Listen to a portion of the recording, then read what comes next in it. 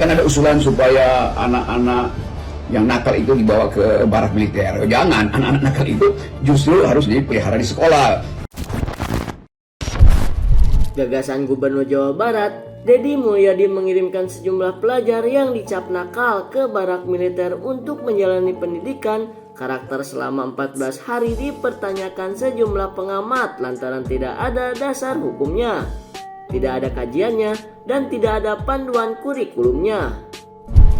Alih-alih menjadi tidak nakal, anak-anak itu justru dikhawatirkan mempelajari nilai-nilai yang tidak cocok dengan usianya, semakin agresif, dan bahkan kehilangan daya kreativitasnya.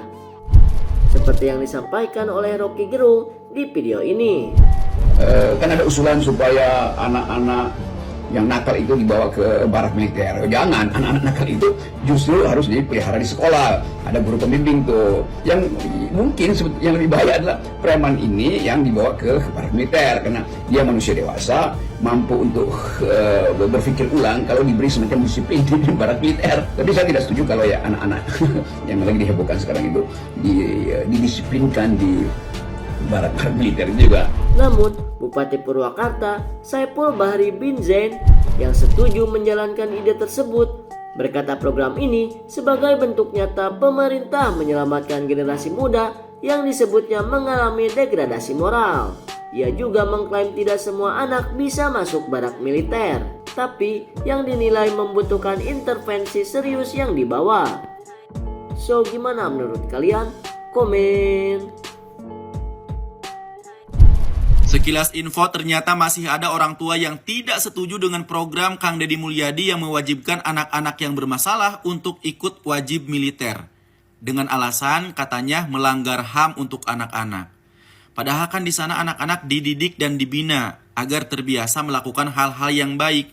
Karena anak-anak di sana yang dididik dan dibina itu mereka rata-rata minimal perokok, kemudian pengguna narkoboy, obat-obatan terlarang ya, yang suka mabuk-mabukan, yang suka tawuran, dan lain sebagainya. Nah, Kang Deddy Mulyadi mengadakan program seperti itu tujuannya ingin membantu orang tua dan juga guru dalam mendidik siswa-siswa atau anak-anak yang seperti itu.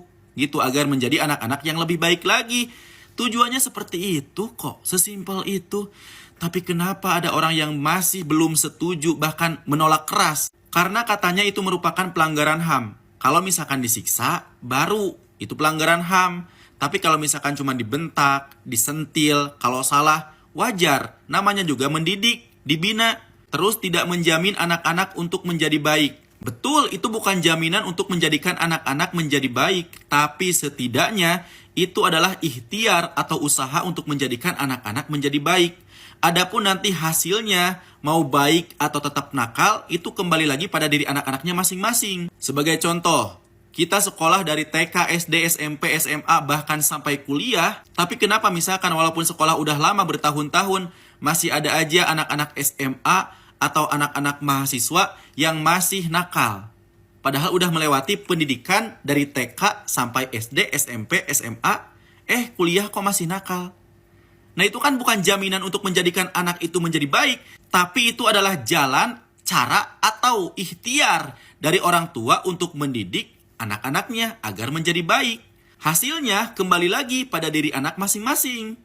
Jadi kita hanya berusaha saja, tidak bisa menentukan baik atau buruknya. Hanya ikhtiar untuk merubahnya saja, gitu maksudnya. Kemudian katanya yang wajib mendidik anak-anak itu adalah orang tuanya masing-masing dan juga guru. Betul, tapi ternyata pada buktinya, pada kenyataannya, banyak orang tua dan guru yang kewalahan untuk mendidik anak-anak.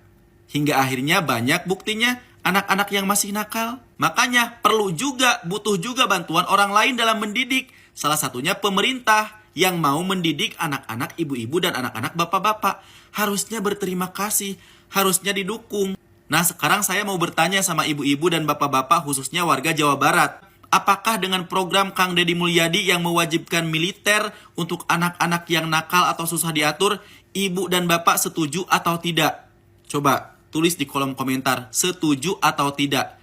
Kalau bisa dengan alasannya masing-masing. Setuju karena apa? Tidak setuju karena apa? Memasukkan anak ke barak militer itu nggak ada gunanya. Itu kata mereka yang menentang kebijakan Pak Deddy Mulyadi. Tentu akan ada dampak positif dan juga dampak negatifnya dalam menjalankan kebijakan ini. Pertama, ini sangat berdampak pada sosial kontrol pada anak yang bermasalah. Yang kenakalannya itu sudah menjurus ke kriminalitas. Anak-anak seperti ini orang tua aja dilawan, apalagi guru-guru mereka. Karena metode sekolah itu dirancang untuk tindakan preventif dan juga represif. Sedangkan anak-anak ini itu butuh tindakan kuratif atau perbaikan. Yang sebenarnya lembaganya itu sudah ada, KPAI, Kementerian Sosial, dan juga bahkan Kemenkumham. Tapi kenapa masih banyak kasus seperti tawuran, bullying, padahal sudah ada nih yang ngurusin? Karena akar permasalahannya nggak bisa diselesaikan. Pola asuh, teman sebaya, siapa yang bisa kontrol itu? Apakah program Pak Deddy Mulyadi bisa menyelesaikan semuanya? Nggak juga. Tapi setidaknya ada upaya dan inovasi dari pemerintah untuk menekan angka kenakalan remaja yang bahkan bukan hanya nakal, tapi bertindak kriminal. Pendidikan karakter yang melibatkan militer itu bukan hal baru.